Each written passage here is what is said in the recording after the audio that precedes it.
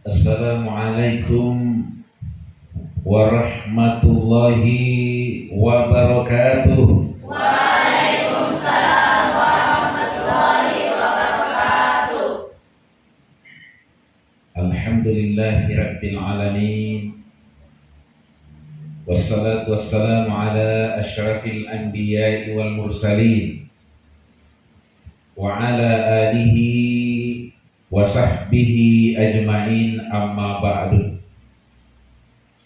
Faqad qala Allah subhanahu wa ta'ala fi kitabihil aziz wa huwa asdaqul qailin.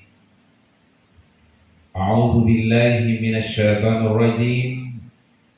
Yarfa'illahu alladhina amanu minkum walladhina utul ilma darajat. Wa qala an-nabiyyu sallallahu alaihi wasallam, kun aliman aw muta'alliman aw mustami'an aw muhibban fala takunil khamisa fatahlaka. Shadaqallahul azim wa ballagha rasuluhu nabiyul karim wa nahnu ala dzalika minasyahidin wasyakirin.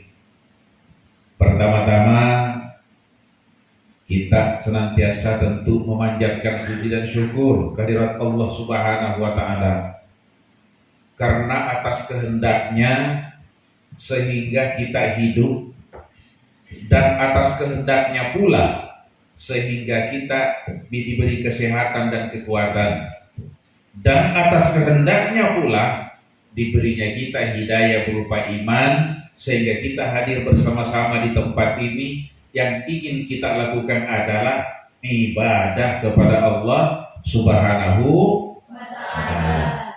Orang-orang yang beriman itu seluruh rangkaian kehidupannya adalah ibadah. Sejak dari bangun tidur sampai tidur lagi, bangun tidur lagi, seluruhnya adalah ibadah. Selanjutnya, mari kita berselawat atas baginda Nabi Sallallahu Alaihi Wasallam. Semoga kita menjadi pengikut yang setia, yang senantiasa menjadikan Nabi itu sebagai contoh, menjadikan Nabi sebagai teladan, dan pun menjadi model kehidupan kita adalah baginda Nabi Sallallahu Alaihi Wasallam.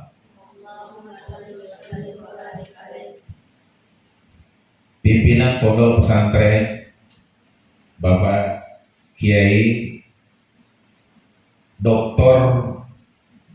Salihuddin Hasyim SPDI MM,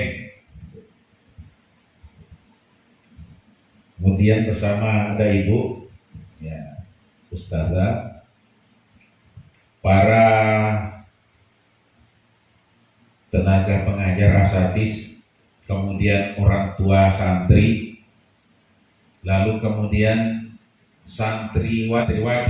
Malam ini adalah malam yang berbahagia buat kita. Kenapa? Apa tadi? Tidak ada rangkaian kehidupan orang yang beriman itu yang tidak bernilai, apalagi malam ini. Ingat, bapak-bapak, perlu saya sampaikan sama bapak ibu yang punya anak di sini ini. Anak kita lepas itu jaminan baginda Nabi sallallahu alaihi wasallam. Man kharaja fi talabil ilmi fahuwa fi sabilillah hatta yarji'a ila baitihi. Siapa yang keluar menuntut ilmu, maka dia berada di jalan Allah sampai kembali ke rumahnya. Saya mau tanya, senang mana? Senang di pondok atau di rumah? Bapak, ibu, bagaimana senang mana anaknya, di pondok atau di rumah? Di pondok. Biasanya pondok itu pilihan nomor 16. Karena sudah dimasukkan di sekolah lain, sekolah yang Pokuri gagal, dipindahkan lagi tempat lain gagal lagi, akhirnya daripada tidak sekolah kasih masuk di pondok. Kita tidak pernah tahu bahwa terkadang sesuatu yang kita tidak senangi itu yang terbaik untuk kita. Seringkali kita mengeluhkan sesuatu yang terbaik untuk kita, kita berkeluh kesah. Padahal itu yang terbaik untuk kita. Contoh, tidak ada orang yang dalam hidupnya itu kalau punya barang senang kehilangan. Coba saya tanya nih, Bapak Ibu nih, kita coba renungkan nih. Sedih mana kira-kira orang yang bertahun-tahun mau punya motor tidak pernah punya motor ketimbang orang yang punya motor tiba-tiba hilang motornya? Siapa yang lebih sedih? Ya, yang bertahun-tahun mau punya motor tidak punya motor, atau yang punya motor tiba-tiba kehilangan motor? Siapa yang lebih sedih? Yang kehilangan motor. Padahal mestinya tidak sedih. Sudah beruntung sudah pernah punya motor ketimbang yang tidak pernah punya. Salah alamat. Sudah pernah punya mestinya bersyukur pernah punya. Sedih. Sedihnya minta ampun. Ada cerita. Ada orang kehilangan sepeda, menangis sejadi-jadinya. Ada orang dermawan datang. Kenapa menangis? Saya kehilangan sepeda. Kalau hari ini saya gantikan sepeda dengan motor, kau senang? Senang. Dikasih motor, tambah menangis. Kenapa menangis? Sepedanya tidak kembali. Coba bayangkan sudah dapat motor yang lebih bagus daripada sepeda, yang diingat apa? Sepeda yang tidak ada. Itulah yang membuat hidup orang itu kenapa menderita, kenapa susah, karena yang dipikirkan yang tidak ada pada dirinya. Kenapa bukan kita mensyukuri yang ada pada diri kita? Orang-orang yang pandai bersyukur, insya Allah dalam kehidupannya senantiasa berbahagia. Makanya Quran sudah menjelaskan tuh, la in syakartum la azidannakum wa la in kafartum inna azabi la syadid. Kalau kamu syukuri nikmatku, aku akan tambah nikmat itu. Tapi kalau kamu kufur terhadap nikmatku, kata Allah, maka aku tukar nikmat itu dengan azab. Makanya Pak Kiai tadi mengatakan pentingnya ilmu. Karena ilmu hidup menjadi mudah, karena iman hidup menjadi terarah. Kalau ilmunya kita itu bagus, Pak, insya Allah, makanya anak-anak kita di sini ilmu yang terbaik itu ilmu agama. Kenapa? Dengan ilmu agama mencakup kehidupan dunia. Dengan ilmu dunia tidak mencakup kehidupan beragama. Saya ulangi. Saya contoh. Bapak Ibu bahagia masuk anaknya di sini. Dengan ilmu agama mencakup kehidupan kehidupan dunia. Tapi dengan ilmu dunia tidak mencakup ilmu akhirat. Makanya Imamul Ghazali mengatakan tanamlah padi karena rumput pasti ikut tumbuh, dan jangan menanam rumput karena padi tidak akan mungkin ikut tumbuh. Apa artinya itu? Utamakan akhiratmu, duniamu pasti ikut. Jangan utamakan duniamu karena akhiratmu pasti ketinggalan. Saya katakan yang paling berbahagia adalah orang tua kita yang datang pada malam ini, yang anak-anaknya belajar di sini. Termasuk saya, sudah ada berapa anak saya di sini. Mulai dari ada Nur Latifah dulu, kemudian ada Mujahidah. Nah, sekarang ini ada Afwan. Pak saya itu kecil-kecil, anak saya itu sudah titip di pesantren. Nah, kita lihat coba pentingnya ilmu nih. Orang-orang yang tidak punya ilmu itu diibaratkan dalam Al-Quran itu kamatsalil himari yahmilu asfara. Itu kalau himar itu membawa beban, membawa barang yang berharga itu dia tidak tahu. Coba letakkan di depan ayam satu butir jagung, satu biji jagung dengan 100.000 rupiah. Letakkan, yang mana dipilih ayam? Tambah 200, yang mana dipilih ayam? Tambah 300, yang mana dipilih ayam? Kasih cukup 1 juta, yang mana dipilih ayam? 100 juta, yang mana dipilih ayam? Kasih cukup 1 miliar, yang mana dipilih ayam? Karena ayam hanya tahu jagung, tidak tahu uang. Mau bukti? Coba ditukar, ayamnya diganti dengan santri. Pilih yang mana? Wah, saya tambah jagungnya lagi. Coba jujur kan? Itulah dasar ilmu. Makanya ilmu kita lah yang membuat kita bisa memilih mana yang baik, mana yang buruk. Buruk kayak itu jagung tidak buruk, tetapi kan lebih bernilai uang. Kalau saya ulangi lagi pertanyaan itu ya. Tadi ayamnya diganti apa? Ganti santri. Terus kemudian santrinya disuruh memilih, saya tambah jagungnya 1 karung. Uangnya 1 juta, santri milih yang mana? Milih yang mana? Milih yang mana? Kalau saya milih dua-duanya. Benar tidak ini? Tidak ada yang tidak baik kalau kita menyikapi segala sesuatu itu, apapun saja, kalau kita sikapi dengan baik pasti menjadi baik. Makanya ketika kita disuruh memilih jagung dengan ayam, dengan apa? Dengan uang, pilihlah dua-duanya. Ada satu contoh yang konkret. 1 karung emas dengan sepotong batang pisang, berharga mana, Bu? 1 karung emas dengan sepotong batang pisang, berharga mana? 1 karung emas.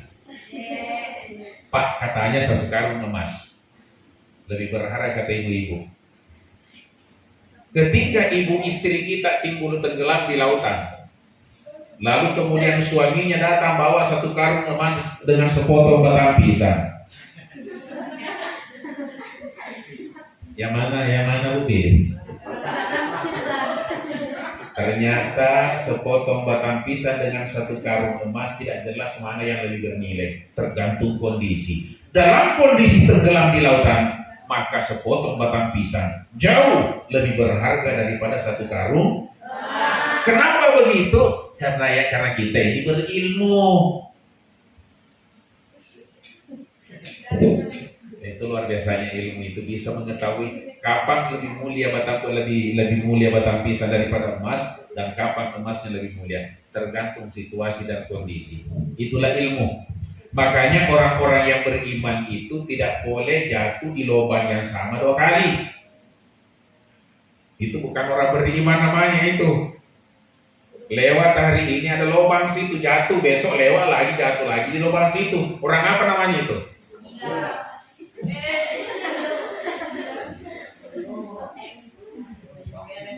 Ya beleng-beleng. Kok jatuh 2 kali? Kemarin sudah jatuh, besok lewat lagi, jatuh lagi. Mau lihat? Jangan manusia, ayam saja kalau kasih lewat di situ baru dia tidak bakalan jatuh. Pasti menghindar. Apa itu? Apa yang dimiliki ayam? Namanya insting. Ya. Oleh karena itu menghadapi bulan suci Ramadan ini, tadi Pak Ustadz katakan itu, Pak Kiai katakan, modal bekal apa tadi pertama?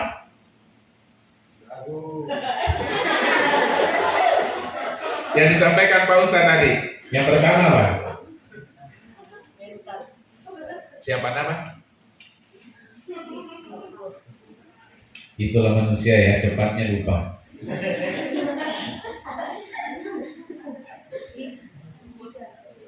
Yang pertama yang harus kita siapkan itu, siapkan iman. Bulan Ramadan tidak ada artinya tanpa iman. Makanya yang dipanggil hanya orang yang beriman.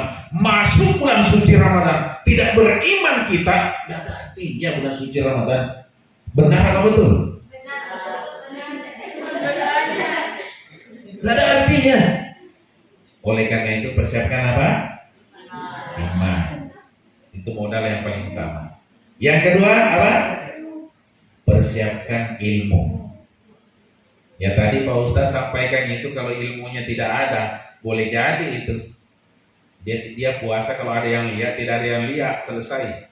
Tadi ada doa yang diajarkan beliau itu, Allahumma barik lana fi Rajab wa Sya'bana wa balligh Ramadan. Jadi bulan ini kita berdoa kepada Allah agar diberikan keberkahan, tanda berkahnya apabila kita melewati Rajab sampai Sya'ban. Tanda berkahnya Sya'ban itu kalau sampai di bulan Ramadan. Karena bulan Ramadan itu adalah bulan di mana dosa kita diampunkan oleh Allah, dosa yang lalu. Man shama ramadana imanan wa ihtisaban ghufira lahu ma taqaddama min zambi. Siapa yang berpuasa di bulan Ramadan ikhlas iman karena Allah, maka dosanya yang lalu itu diampunkan semua oleh Allah. Coba bayangkan, beruntungnya kita itu sampai di bulan suci Ramadan. Siapa yang merasa diri di sini tidak ada dosanya? Coba angkat tangan. Yang sering melawak merantau yang mana? Kalau disuruh marah duluan. Paling enteng dosa itu dan paling digemari orang dosa ghibah. Tidak kecil dosa ghibah itu, seperti makan bangkai saudara. Jadi kenal itu dosa. Apa itu ghibah?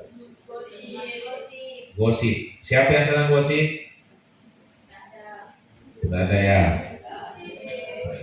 Makanya kalau ketemu 2-3 orang membicarakan orang lain, satu jadi penasehat. Jangan bicarakan tetangga kita, tidak boleh, dosa. Jangan jadi penyemangat. Sedangkan satu yang gosip, yang datang lain tambah, tidak mau rugi. Melihat penyakit gosip itu, orang-orang yang biasanya kalau sudah terkena penyakit gosip, sampai menasehati pun gosip juga, sampai menghindar pun gosip juga. Awalnya begini. Dia ingin menyampaikan kabar baik sebenarnya tentang gosip. Pak, saya tidak suka itu tetangga saya. Kenapa memang kita sanggamu? Tetanggaku suka gosip. Saya mau tanya, yang dilakukan tadi dia ngomong apa? Gosip. Maka kita menghadapi bulan suci Ramadan, bersihkan diri kita, bersihkan jiwa kita dari hal-hal yang bisa mengundang dosa. Yang ketiga, uang. Yang ketiga apa? Wih, semangatnya keluar ya. Yang ketiga, kenapa uang penting? Al-amru bi syai'in amru bi wasailihi. Perintah terhadap sesuatu, maka untuk mewujudkan sesuatu itu menjadi wajib. Allah perintahkan kita tutup aurat, harus ada apa? Uang. Mau bersedekah harus apa? Semuanya harus ada uang tuh. Jadi uang itu bukan segala-galanya, tapi ternyata segala-galanya tidak bisa tanpa uang. Setuju kira-kira ini? Setuju. Nah, coba lihat tuh, kalau sudah tidak ada uang itu tidak ada orang yang pandai senyum. Betul tak? Betul. Makanya jangan boros, ibu-ibu. Saya mau tanya, lebih boros mana ibu-ibu daripada bapak-bapak? Ibu-ibu. Wah, jujur. Saya mau tanya bapak-bapak, lebih boros mana bapak-bapak daripada ibu-ibu? Ibu-ibu. Bapak tidak jujur, Bu. Kita tes dulu ya. Kalau ibu beli gincu untuk siapa, Bu? Untuk bapak. Untuk bapak. Ibu. Benar ini, nih. Ibu beli bedak untuk siapa, Bu? Untuk suami. Untuk bapak lagi. Sekarang kita rokok, pertanyaannya ke bapak. Pak, bapak beli rokok untuk siapa?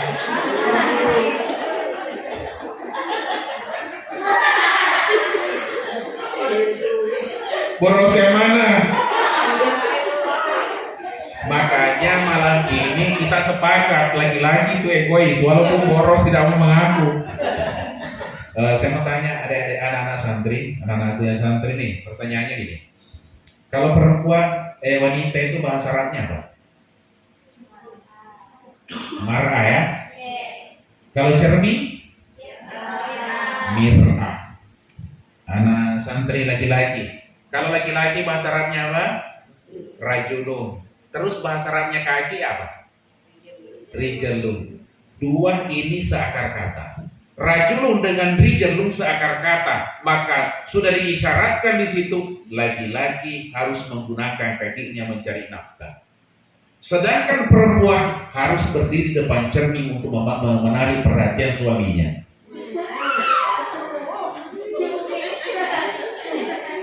Coba, itulah bahasa Arab itu luar biasanya. Tadi pagi sempat saya ngomong bahwa kelebihannya bahasa Arab itu tidak bisa diwakili oleh bahasa Indonesia.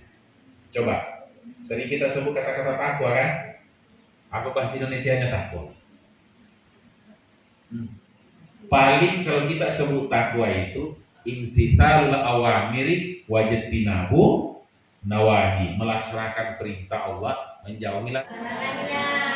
Nah itulah bahasa Arab. Makanya kenapa kita ini Allah Subhanahu wa taala menjadikan Al-Qur'an berbahasa Arab, karena bahasa Arab itu adalah bahasa yang paling sempurna untuk menyempurnakan pemahaman kita terhadap ajaran agama kita. Ilmu itu tadi ada dua ya, ilmu akhirat dengan ilmu dunia. Yang mana yang penting? Akhirat. Dua-duanya. Orang-orang yang beriman itu hirsan bil ilmi. Orang-orang yang beriman itu harus rakus dengan ilmu. Sedangkan orang yang tidak beriman rakus dengan dunia. Ada dua pendapat, saya hanya menggaris bawahi satu.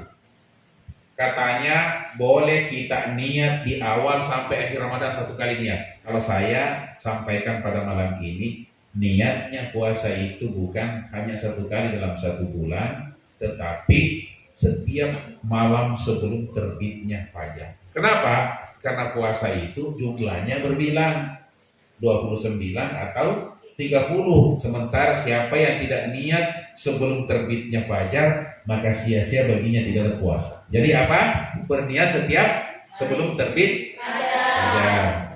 Tadi uang itu penting ya. Oleh karena itu pada malam ini juga kita akan mendengarkan cerita bagaimana caranya mencari uang dengan gampang dan halal. Karena dalam kehidupan kita itu ada dua, halalan toyibah. Yang dimaksud halalan toyibah, cara mendapatkannya tidak ada dosa, makannya toyibah itu bermanfaat untuk tubuh. Segala sesuatu yang dimakan itu membuat kita sehat, itu yang disebut toyib. Kalau tidak sehat namanya apa? Toyib.